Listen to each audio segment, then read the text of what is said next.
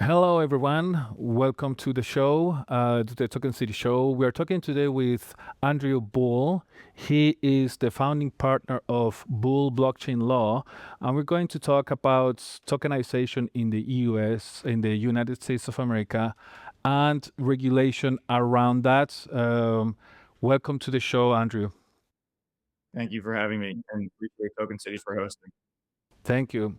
It's a pleasure to have you here, and I wanted for you to start by giving us an overview of the Genius Act, which made a lot of headlines when it came out. It's basically really solidified the change in regulatory outlook in the US, so to speak. So maybe you can give us a brief context on what the prior administration was doing and what changed with the Genius Act, and then we can continue the discussion.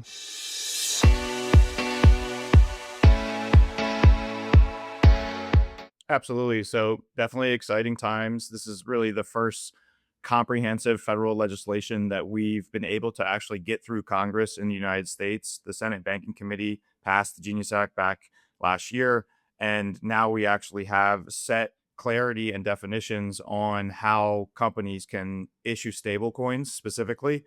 And that provides a significant amount of regulatory clarity here in the States because we had this massive disconnect in prior administrations between the banking sector and actual digital assets. And now we have a much more clear path for a regulatory approach at both the federal and state level that allows for companies to actually consider issuing stablecoins. So before it was a unified market, right? There was only a very few amount of companies that were issuing their own stablecoins. They didn't have a lot of regulatory clarity. A lot of legacy laws that existed had some clarity, but really not nearly enough. And so this federal legislation basically explains to issuers how to go about doing that in a compliant way so they can enter into the market. Mm-hmm. Okay.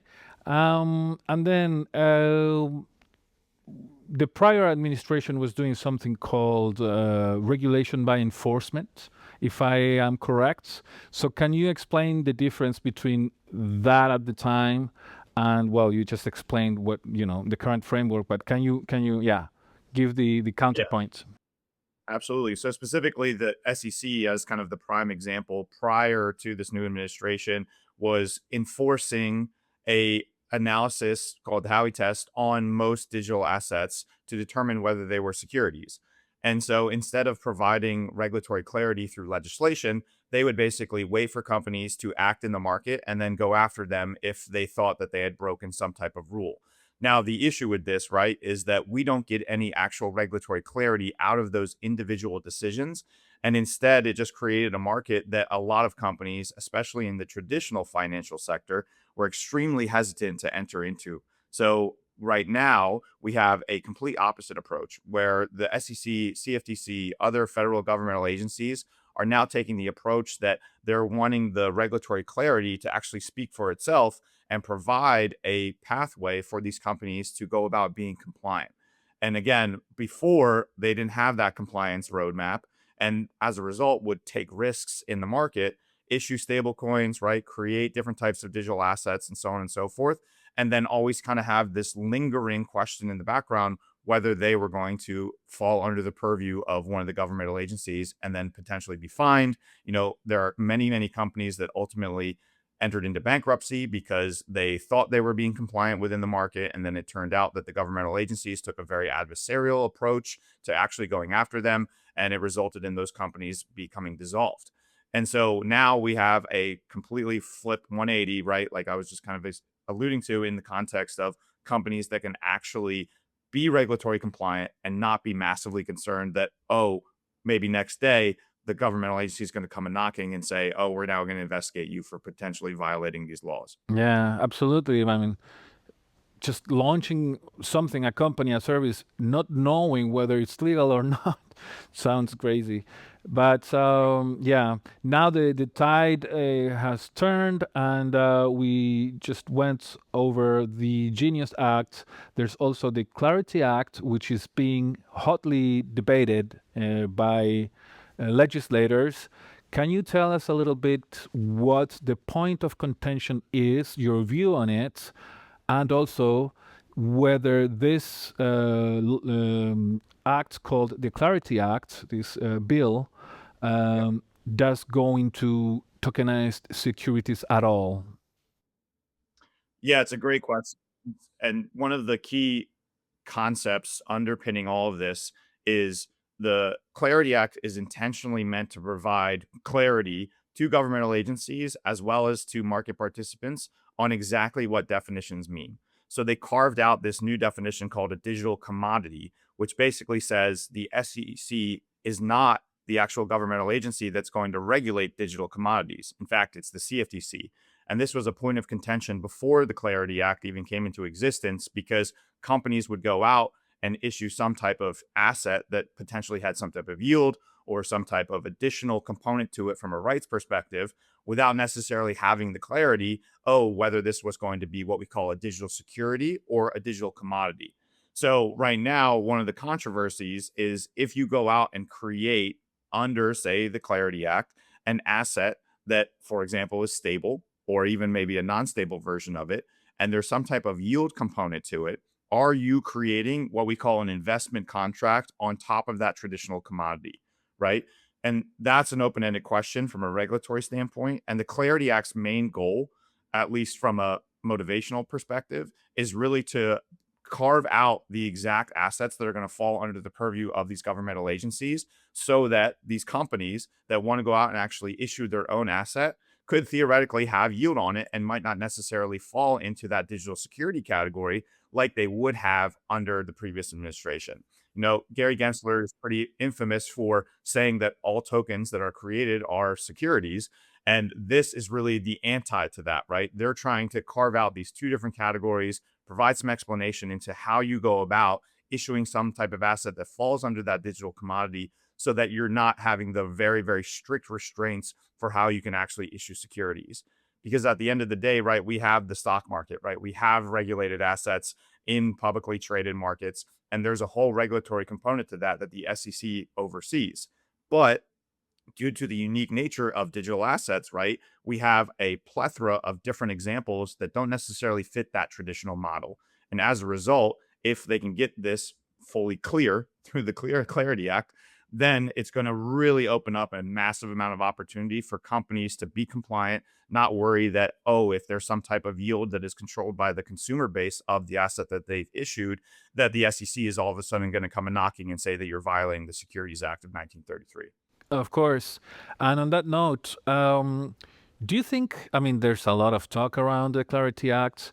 Do you think it's already having some sort of impact along with the Genius Act? Are you seeing some type of different interest among the people that call you for your services? What can you tell me in that sense about your hands-on experience on what you're seeing as of the current state? Absolutely. So, having guided companies through the legal process since 2017, 2018 in relation to digital assets and whether they were securities, even now with the anticipation of these carve out definitions, there's a substantially larger amount of companies that were in the traditional asset space that are now coming into this space and adopting this new technology. And, that was a major hesitation for a lot of those businesses originally because they were basically viewing this as a potential risk, right, in the context of opportunity. And now, if we have clarity, that risk is kind of put by the wayside and actually has that clear path, like I was mentioning before. And so companies are coming in that maybe deal in traditional assets, right? Traditional commodities markets, futures, those types of contracts, and so on and so forth, in the context of not only financial products, but also potential investment rights products such as real estate, right? Real world assets, those types of opportunities are out there. And there's been a massive push now with traditional companies that are already operating in those traditional industries to now adopt this new technology because there is some of this clarity around whether these governmental agencies are going to actually come after them, Yeah. which is a massive, massive amount of help. Of course. And yeah, and regarding the sectors, the industries that you mentioned, where are you seeing more interest, more renewed interest in the technology? You have mentioned a few, but are there any or one that stand out to you? A few for sure. Definitely on the payment side, no question, especially with the combination of Genius Act and Clarity Act from a stablecoin issuer perspective. But now that more companies are issuing stablecoins, there's this whole additional market now, right, in regards to yields on stablecoins or in regards to how companies are building potential investment opportunities around stablecoins, for example, right? Because the initial motivation from a technological perspective was really to be able to process payments and or transfer assets in a very efficient and cheap way comparatively to the traditional market. Well, now what that has spawned is an additional market of companies that are going to be offering third-party exchanges, secondary markets, right, in relation to these assets that are stable and are payment based. But now we have a whole new breed of investment opportunities for individuals in the industry. And then in addition to that, like I mentioned, the real world asset area is definitely exploding from an issuer perspective. We have a lot more companies, both small and large, Fortune 500 companies that are publicly traded that have now started to the actual implementation of the process of adoption of integrating the technology into how they're issuing those assets. And as we see that kind of transformation of a lot of these companies kind of coming into flux, the ancillary components of the industry start to be built out as well. So, for example, payment rails, right? Those are being massively, massively sought after by a lot of different companies that were in the traditional payment space, but now are realizing and understanding, okay, I have regulatory clarity. It's a cheap and cost effective way for me to offer services to my clients. Oh, and by the way, I know that I can communicate with the CFTC on this and actually have some clarity in relation to that. Absolutely. I mean, sending money anywhere in the world is about to get a lot cheaper from the US. Absolutely, for sure. What's your view? What's your personal stance? I mean, one can already foresee a little bit your opinion, but there's this hotly contested debate between the U.S. banking industry, stablecoin people who have stablecoin deposited somewhere, say, an exchange or whatever, shouldn't be able to receive yield from that. It breaks the singleness of money, and so on and so forth. The banking industry says, it says that, and also says, it's not. We have to provide in order to provide yield. We must provide a lot of regulatory rules around that and how that works, and nobody else should have the right to come along and do the same without all the constraints and regulations and so on that we have to comply with. At the same time, well, the industry has been doing this for a long time. I think when I say the industry, I mean DeFi, right? The digital asset space. There's a strong argument that it doesn't benefit anybody to, or at least doesn't benefit the consumer, right? To impede that. I mean, that's just a short reflection. What's your view on this? Yeah, absolutely. I think that the limitations that they're trying to implement from a traditional financial sector perspective are actually not beneficial at all, in my opinion, in relation to accessing the actual products, because the underlying motivation traditionally has been consumer protection. But the reality is that staking, for example, staking as a service is like a really good example of a economic opportunity for individuals that might not necessarily be qualified to invest in private equity to be able to access. And if it's done in a compliant manner, I just think that there's a middle ground as opposed to kind of taking this more adversarial approach where they're saying, oh, you know what, we need to protect the public at large in relation to these investment products.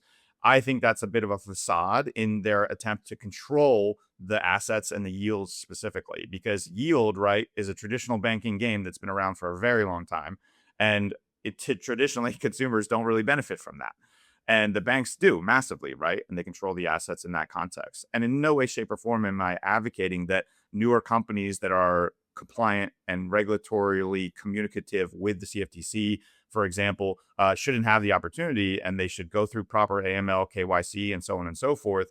But I do think, going back to your comment about the DeFi side, that is blown out of proportion in certain circumstances, because a lot of the controversies associated with that were on the decentralized side, right, of stablecoins, for example. So it seems kind of counterintuitive to say, oh, because of things like the collapse of USDT and Terra Luna and so on and so forth, that therefore we can't have compliant access from a consumer perspective to traditional stable coins that have one-to-one backing. There is reserves, depository requirements, so on and so forth.